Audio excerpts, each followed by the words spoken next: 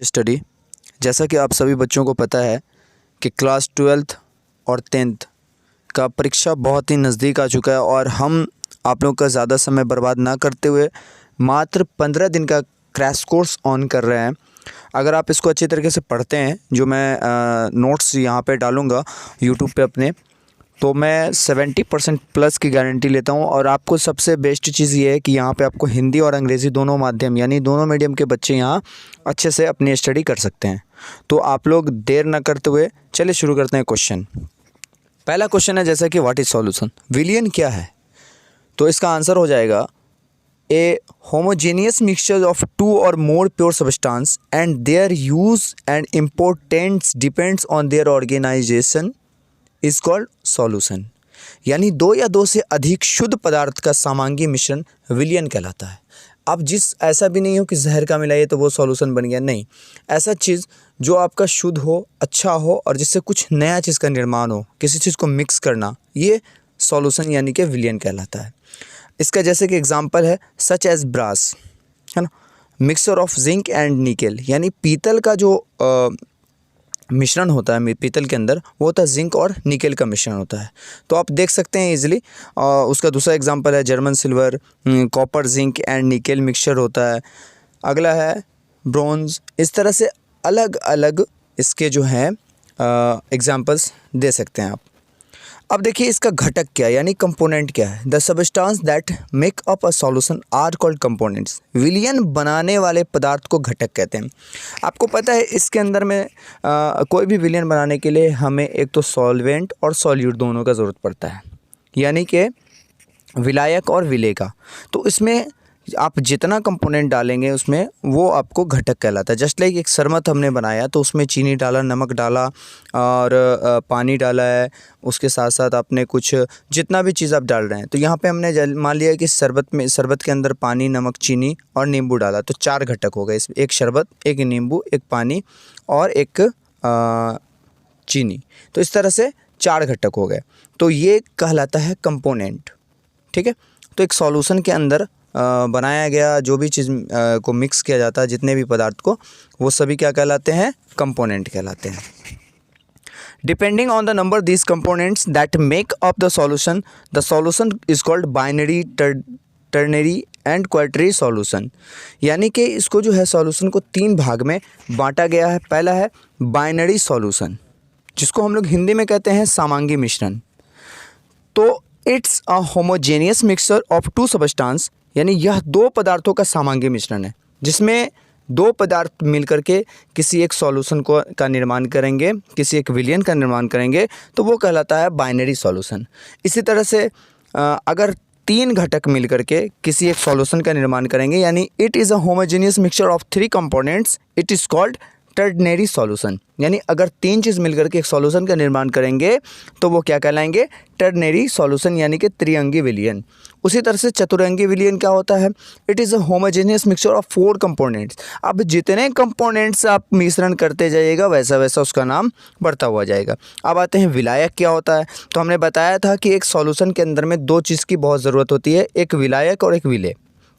तो ए component of a solvent solution that is present in excess, यानी विलियन के घटक जिसकी मात्रा अधिक होती है वो विलायक कहलाता है। जस्ट लाइक हमने एक पानी और नमक का सॉल्यूशन बनाया, तो इसमें जो विलायक जो होगा यानी सॉल्वेंट होगा, वाटर होगा, क्योंकि वाटर की जो मात्रा है वो अधिक है। तो यहाँ पे पानी हमारे लिए क्या बन गया, विलायक। और उसी तरह सॉल्यूट का क्या है, a solute is the component of a solution that is present is a small quantity are called solutes. यानी विलेय विलियन का बड़ा घटक जो अल्प मात्रा में उपस्थित होता है विलेय कहलाता है। अब समझिए कि जो थोड़ी मात्रा में, हमने क्या बोला ना कि एक सॉल्यूशन बनाया नमक और पानी का, तो नमक का मिश्रण हम कम डालेंगे, तो यहाँ पे वो क्या कहलाएगा, सॉल्यूट कहलाएगा, यानी कि विलेय कहलाएगा। इसी प्रकार से हम देखेंगे विलियनों के प्रकार यानी टाइप्स ऑफ सॉल्यूशन। विलियन के जो हैं, विलियन को हम अलग अलग तरीके से डेडिकेट करते हैं, लेकिन जो कुछ क्या कहते हैं सॉल्यूशन की तरफ से दिया गया है, वो इनका जो कुछ यहाँ पे दिया गया है वो 3 है। जैसे कि there solution can be divided into the following 3 types depending on their components.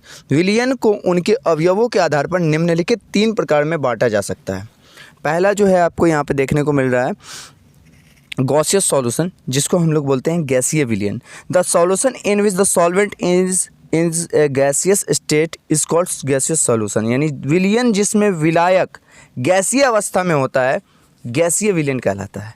उसी प्रकार गैस विलयन, गैस सॉल्यूशन क्या होता है, तो in a gaseous solution both solute and solvent are gaseous state it is called gas solution, यानी गैसीय विलयन में विलेय तथा विलायक दोनों गैसीय अवस्था में होते हैं तो ये कहलाते हैं गैस विलयन।